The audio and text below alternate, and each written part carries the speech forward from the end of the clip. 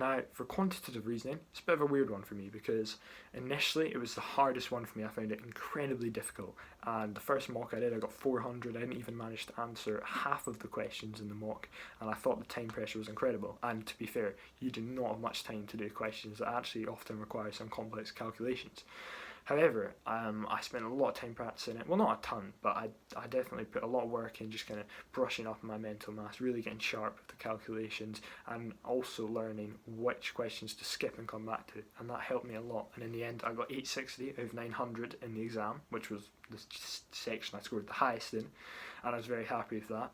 And I think quantitative reasoning, absolutely, even if you're struggling at first, I genuinely think almost everyone can get a really good score in it if you're prepared to put in the time and the practice, because the more you practice, the sharper you get doing the calculations, the sharper you'll get at doing the common calculations like working out your averages, working out your percentage increases, percentage decreases, all of these things. And there will always be a few tricky questions.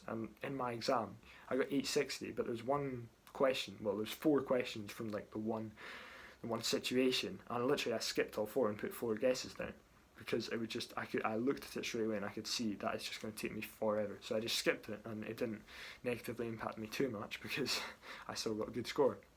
So my point is, don't be disheartened with quantitative reasoning.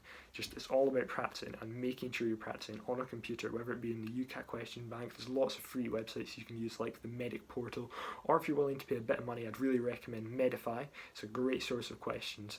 But the main thing for quantitative reasoning is just get the practice, get used to the calculator on the computer, because that's so important. Initially I was practicing with like a scientific calculator, which is just pointless because scientific calculator, it's lovely, it's so easy to use, unlike the terrible calculator on the computers, which is so clunky, so slow, so basic. But if you familiarise yourself with it, you can get quick in it. And number one tip, don't waste time moving the mouse about and clicking. You need to use the number pad on the keyboard. That definitely, starting using that, you can quickly punch figures in, and it's so much quicker.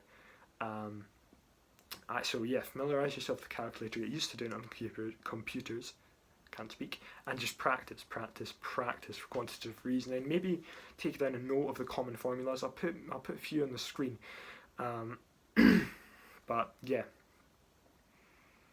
And again, just if you see there will be questions, especially when you're starting out and you're doing your first few mocks, you look at it and you realise, okay, that's going to take you ages, whereas there's some that are really quick to do.